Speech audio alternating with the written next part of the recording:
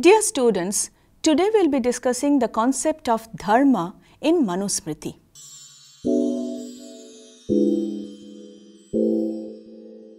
Manusmriti is also called Manav Dharma Shastra. Therefore, it is imperative to understand what are the various connotations of dharma in the Manusmriti. This is the objective for today's discussion. For the convenience of our understanding, I have divided the entire discussion into a number of segments. We would start off with the contents of the Manusmriti at a glance. Then we would move on with the contents of dharma, the concept of dharma and its significance, and the various relationships between dharma as an attribute of society, polity and statecraft. Students, the Dharma Shastras constitute one of the important literary sources of Hindu political thought. The Dharma Shastra literature comprises of the Smriti literature, essentially Manusmriti, Yajnavalkya Smriti, Narad Smriti. Out of these, Manusmriti is considered to be the most significant to understand the nuances and application of dharma in society and polity. Manusmriti is also called the Code of Manu. In fact, these codes expand and systematize the social and religious regulations of the orthodox Brahmanical culture, and dharma forms the core concept. Manusmriti emphasizes on the role and significance of dharma as an attribute of society, polity, statecraft, interstate relations. Now, before we move on to the understanding of dharma, let us first understand the text. Manusmriti comprises of 2685 verses divided into 12 chapters. Chapter 1 speaks about the creation of the universe, the cosmic cycle. Chapters 2 to 6 speaks about the different ashrams of a man's life, the 4 varnashram system, the duties of individuals. Chapter 7 speaks about Raj Dharma. Chapters 8 speaks about civil and criminal law. Chapters 9 and 10 speak about the various kinds of customs and laws related to property, inheritance, divorce, etc. Chapters 11 speak about penance and the ways of getting out of the evil consequences of unjust actions. Chapter 12, the last chapter, speaks about karma and attainment of salvation. We have already studied dharma as the core concept of Hindu political thought. In fact, students, ancient Indian political thought developed as a system of centuries of exposition, interpretation, and revision of fundamental concepts governing political, social, and economic life in those days. One of these key concepts for guiding individuals was dharma. Therefore, the philosophical analysis of dharma is essential to understand how Manusmriti uses and attributes different areas and aspects of dharma for an efficient life, a proper life, a life of well-being and security. Let us first start with the contents of dharma. Dharma comprises of achar, vyavhar and prayaschitta. Achar refers to daily rituals, life cycle rites, as well as duties of the 4 castes and varnas. Vyavhar refers to rules pertaining to procedures for resolving doubts about dharma, as well as rules of substantive law categorized according to the standard 18 titles, which are called Vyavharapads. Prayaschitta are rules about penances in order to absolve oneself from the evil consequences of unjust actions. What is the purpose of dharma? What does Manav Dharma Shastra and Manusmriti speak about the end of dharma? The purpose of dharma is to inculcate discipline, provide a basis to the rulers to enforce social conduct, lawful conduct in fact, and ensure the orderly progression of life. It is the purpose of dharma to ensure that people live a regulated life and to ensure that there is no disorder or chaos or anarchy in society. Manusmriti says that dharma emphasizes on the need to uphold or maintain society, and hence it is derived from the word dhri, which is a Sanskrit term. And it encompasses everything: law, custom, duties, rules, regulations, justice, virtue, equity, truth, spirituality, statecraft, governance. It's all encompassing. Manu outlines 10 aspects of dharma. What are those qualities which comprise dharma? They are, as laid down in the Manusmriti, contentment, forgiveness, self-control, non-stealing, purification, self-restraint, intellectual firmness, knowledge, truthfulness, and abstention from anger. And these qualities are to be practiced not only by any one varna, but by all the varnas. Every individual has to practice these 10 qualities and master them, and that becomes a dharmic way of life. But then, what are the sources of dharma? There are 4 major sources of dharma. Vedas. Vedas speak about the various essentials of dharma, and therefore Vedas are an important source of dharma. The second comprises of the Smriti literature, the do's and don'ts, the rules and customs. Third, ways and conduct of the life of a good man. He becomes an example for others to follow. That is in fact dharma. And finally, what your conscience says, vivek. That is also a source of dharma. Whatever pricks your conscience is adharma, students. Dharma is also an integral part of Purushartha. In fact, it is said that Purushartha comprises of dharma, artha, kam and moksha. Dharma refers to the observance of rules, regulations and leading an ideal way of life. It is the supreme of all the Purusharthas. Artha denotes material possessions. It includes material means to enjoy life. Kam refers to desires, and moksha refers to end of one's life, attaining salvation. Out of these 4, dharma is supreme. It is what aids the fulfillment of the other parts of Purushartha. It is intrinsic. Dharma is intrinsic to human nature.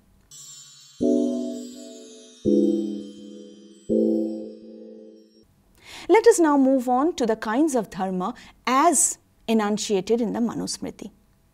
Dharma can be categorized into Raj dharma, Ashram dharma, Varnashram dharma, Stri dharma, Dampatya dharma and Apodharma. Let us try to understand the essentials of each of these dharma. Raj dharma. Chapter 7 of the Manusmriti emphasizes on the duties and responsibilities of the king. Raj dharma essentially refers to the duties of the king.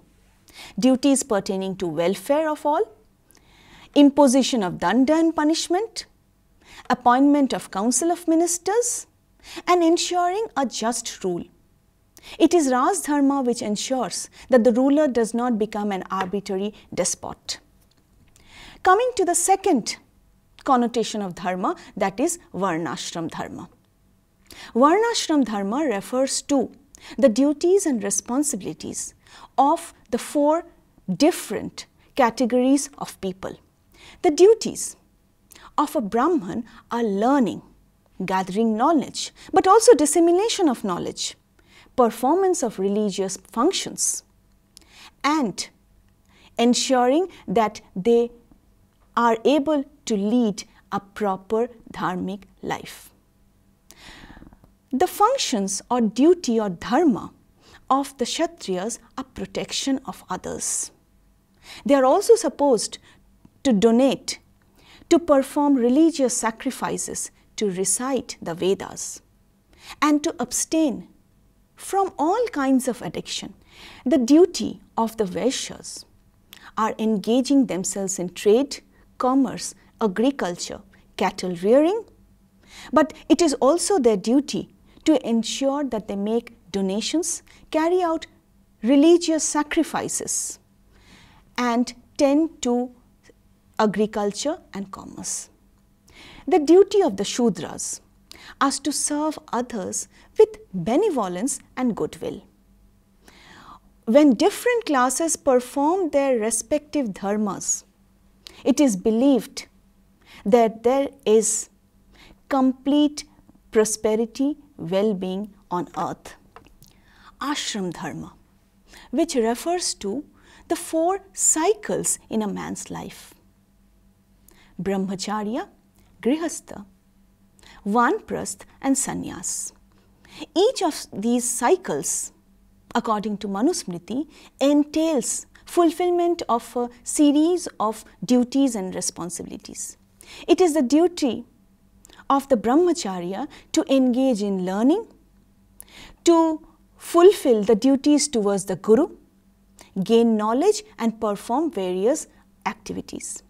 It is the duty of Grihastha or a householder to marry, settle down, fulfill daily ceremonies, to ensure the livelihood of the family. It is the duty of the Vanprasthi to engage in a life away from Grihastha, to ensure that they prepare themselves for the life of renunciation and therefore go to the forest, recite Vedas, perform detachment, grow fruits, cereals, vegetables, and offer them as sacrifices. The final stage of a man's life is sannyas, where his main duty is to practice renunciation to attain salvation, complete detachment from worldly affairs. He is supposed to be close to God and recite Vedas and not be in any form of attachment. These are the duties of the 4 phases of a man's life.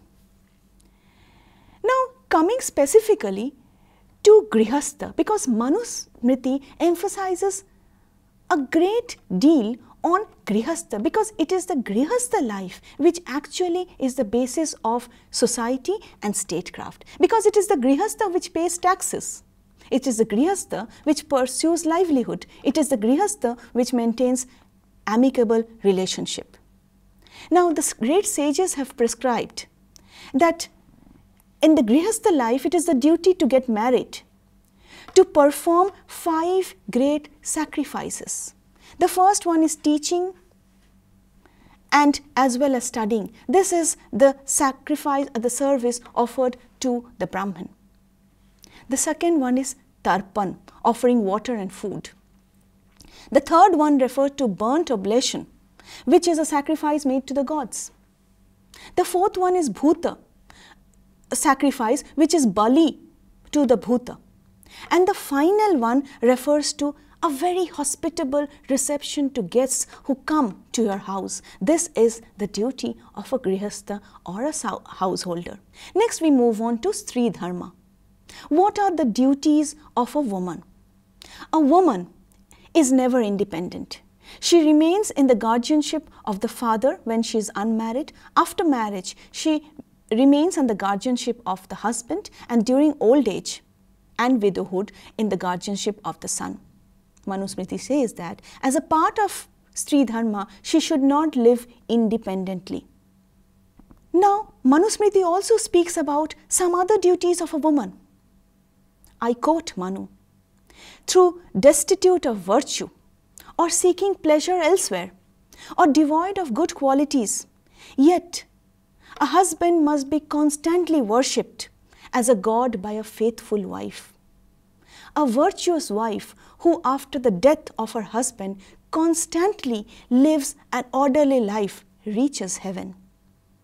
A female who controls her thought, speech and actions gains in this life highest renown, and in the next world a place near her husband. This was Stri Dharma.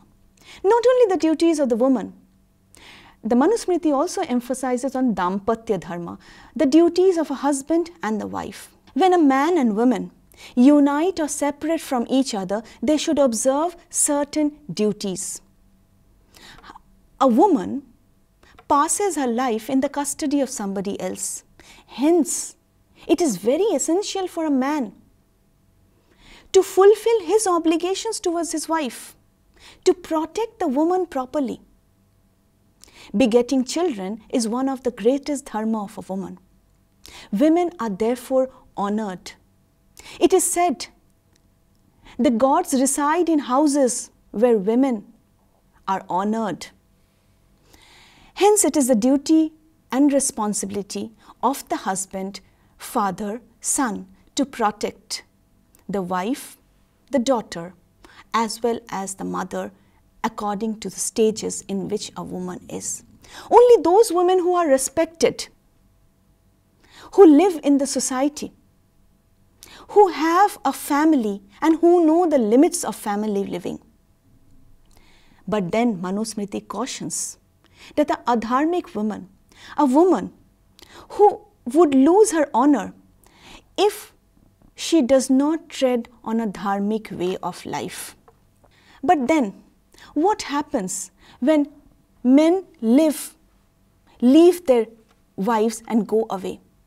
It is very important to understand that a man who leaves for a business abroad should ensure that her wife does not suffer in his absence and therefore should keep sufficient material possession for her livelihood. But then, it is also said that a husband should employ the wife in the collection and expenditure of his wealth, in keeping clean, in the fulfillment of religious duties, in the preparation of food, which means that there is harmony in family only when the husband and the wife perform their functions together and in an amicable manner. It is another duty which says that drinking, associating oneself with wicked people, sleeping in unreasonable hours, dwelling in other men's houses, rambling unnecessarily, causes adharma to women, and therefore women should not be a part of these excesses. Manusmriti also speaks of apodharma, that is duties in distress. What happens? What are the duties when there is an emergency, a crisis? Manusmriti provides liberal relaxation to moral rules of people during these times of crisis and emergency. If a Brahmin is unable to live his life, earn his livelihood, he may take up the occupation of a Kshatriya during times, because Kshatriya is the nearest class to him. If a Brahmin is unable to follow the occupation of the Kshatriya to run his life, he may take up the occupation of the Vaishya, as in agriculture or animal rearing, but never he should take up the task of trade.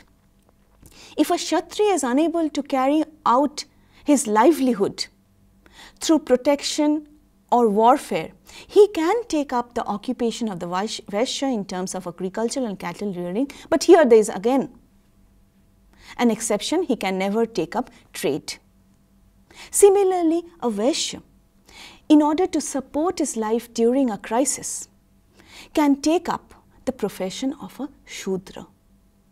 A Shudra may, during times of crisis, may take up different craftsmanship to support himself. But in no case should the people of a particular class tempt themselves to adopt the profession of another class during normal times. Manu also says that when times revert to normalcy, all the four classes should revert back to their original profession. This is the key to well-being and harmony in society and what is called a dharmic way of life. Duty towards parents and guru, that's another duty. which chapter 2 focuses on. How should we pay our respect? What should be our dharma towards our elders, our parents, our guru? One can accomplish all tasks in this world if he has the blessings and the guru, and therefore performing one's duties towards the guru is an utmost task. One should serve guru and parents with love and devotion. With the blessings of guru and the parents, the unachievable may be achieved. It is a divine dharma of all. Now, dharma is the basis of Indian society. But dharma is also intrinsically related to danda, because it is said that dharma and danda are the twin pillars of Indian political thought. Danda helps the state for the preservation and promotion of dharma. Dharma is related to justice, and justice can be provided only when the king inflicts proper danda. Therefore, Manu suggests that justice should be based on dharma or goodness. In fact, dharma and danda should be used for the creation of an ideal welfare state.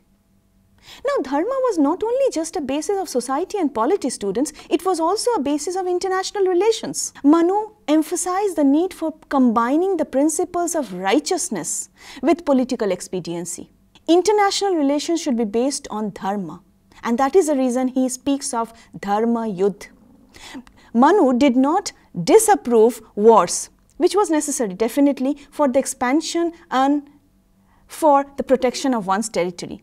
To Manu, the king should use force at the last resort. The king should use dharma to protect his kingdom, and therefore he suggested that force should be used only at the last instance, only when it is necessitated.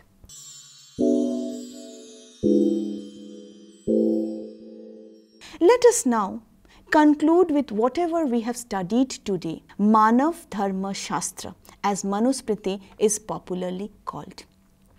We have studied that dharma is the quintessential principle of human living. Dharma, as laid down in the Manusmriti, is not a religion. It is a code of conduct, a code of living. It was intended to bring about happiness, prosperity, and well-being of all. Dharma is the maintainer of the world order, and it is said to bind human beings. Universal peace and harmony can result only when there is universal performance of dharma. Dharma, if destroyed, destroys everything. It is the cooperative endeavor of dharma that mutual benefits can be enjoyed by all. It is the eternal and necessary moral law of righteousness. Now let us sum up what we have studied today in dharma. Manusmriti focuses on dharma not as a religion but as a code of conduct. We found that almost every chapter in the Manusmriti focuses on dharma as a way of life as well as keeping the society within control.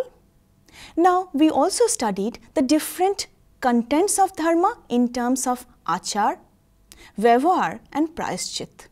We also studied the different connotations of dharma in terms of ashram dharma, varnashram dharma, raj dharma, grihastha dharma, stri dharma, dampatya dharma, apadharma, at the same time dharma in international relations. We also studied the qualities of dharma, the source of dharma, and how every chapter of the Manusmriti focuses on dharma as an integral part of society, polity, statecraft and governance. Finally, we also studied the integral relationship between dharma and danda. Thus, dharma in the Manusmriti is one of the quintessential principles governing society and polity. Thank you.